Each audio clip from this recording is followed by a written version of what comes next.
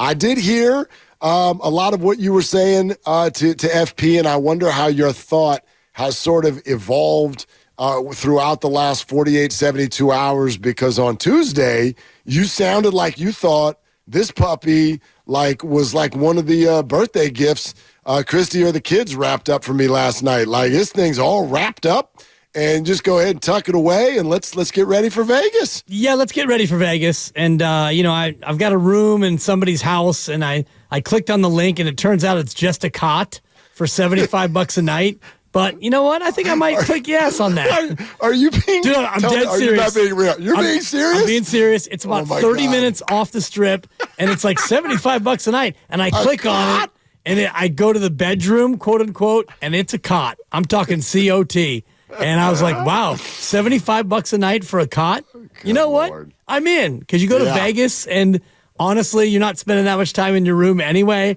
And then my buddy Baltimore Joe, who obviously is a big-time Baltimore Ravens fan. He's from Baltimore. He said, Dibs, don't worry about the cot. I've got a room already booked with 2 queens. You can stay with me. So Baltimore Joe is feeling confident about the Ravens, and I'm also feeling very confident about the Niners. Yes, the Lions can do some things. They can be dangerous, but I see a number of different edges that the Niners will have that will lead them to a victory on Sunday. Well, I'd love to hear about some of those. I agree with you. I will pick the Ravens and the 49ers as well. I'm starting to believe in that silly little logo curse that everybody's talking about. You know what I'm talking about? Yeah. By the way, I don't know if you've gone in depth into that at all.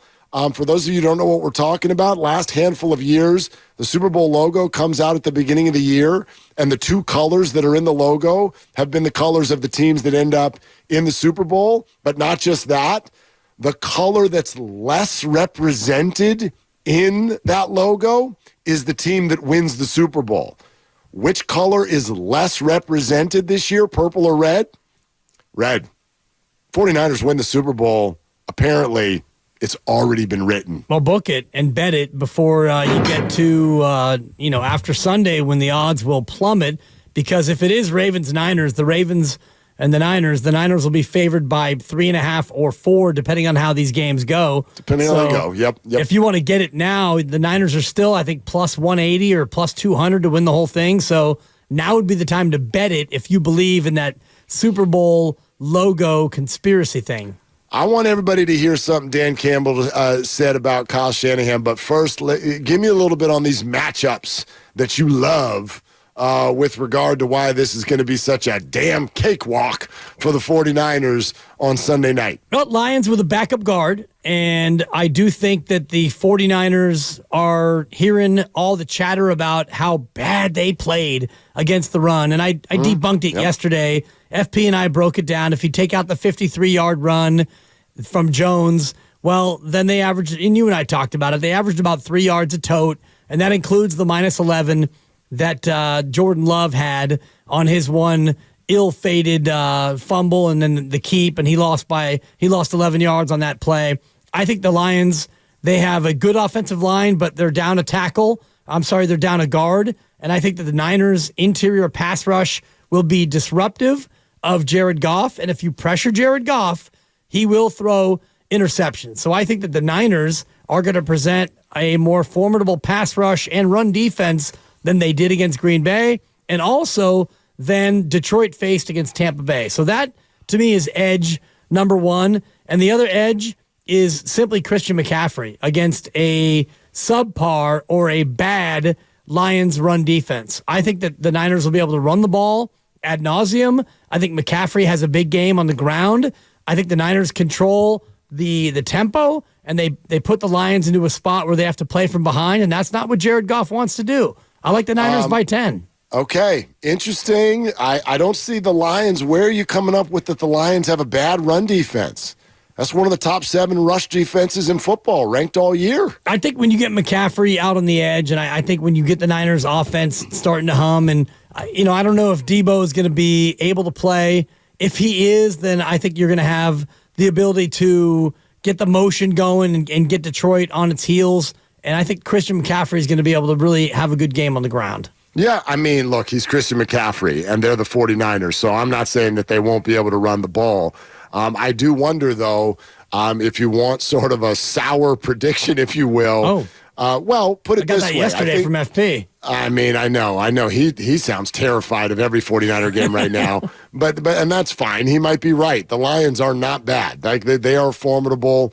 I think we forget when we get into the playoffs that everybody's good, right? Like we're officially at the everybody's good hour, and so anybody can beat you, and all of that is always true. And if the 49ers are not humming, they can be beat, and it feels like it's been a while since we've really watched them humming. So do they have their groove back?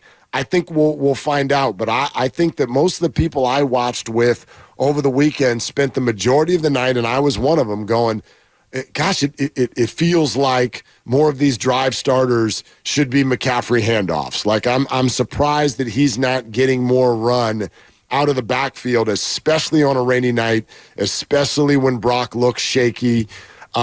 This one might be that again, because so many people are like, run McCaffrey, just run Old Faithful.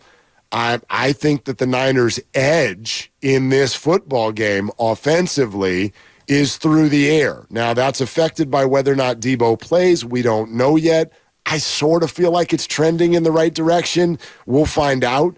But if they're at full strength with their passing game, I think that's where their edge is in this one, which, if it's not going well right away, is going to lead to the exact same frustration from fans that we saw Saturday night, which is that they're going to be yelling for what you just called for, which is a lot of Christian right, Christian left, Christian fight, fight, fight. Exactly. And I think that the conditions will make it more likely that Brock Purdy can get comfortable and have a good game.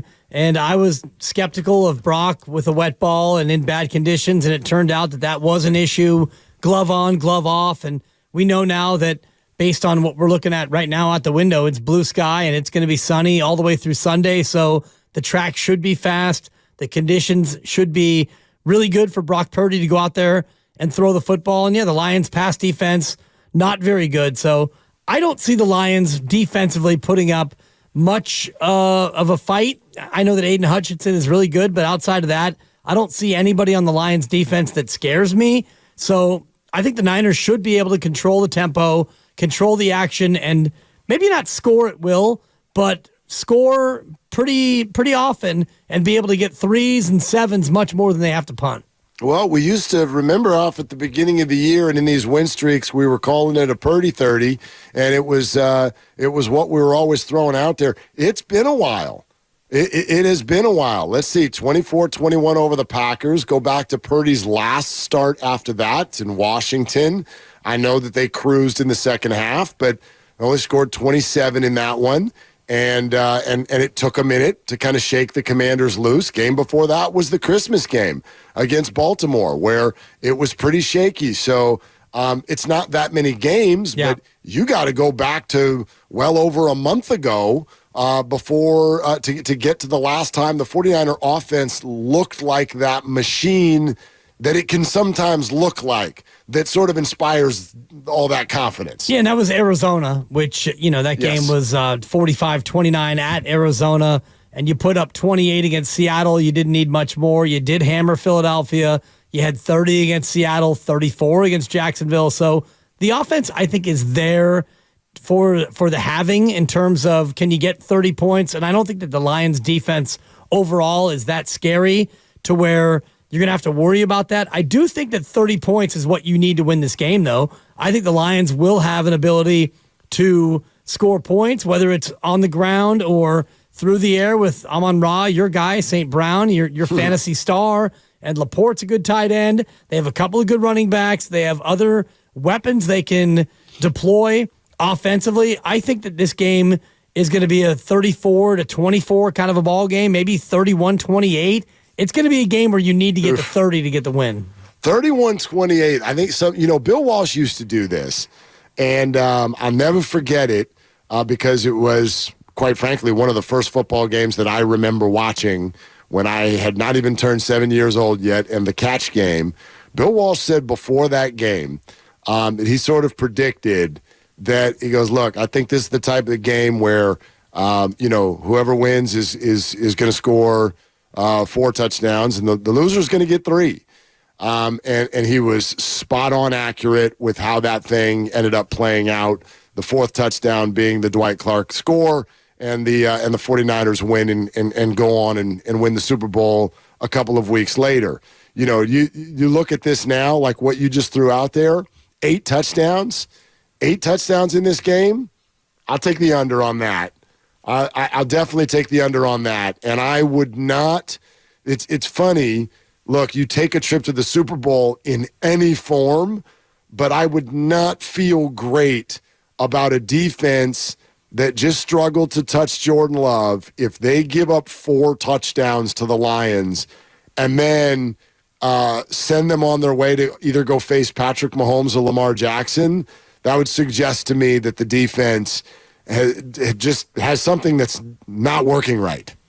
Well, you're going up against one of the best offenses in football, and you will again against Baltimore. Kansas City's offense is not what it used to be in terms of their potency, but, you know, like you mentioned, Mark, you're one of the last 4 teams playing, so you can't expect to win this game 21-6 or even, 14-9.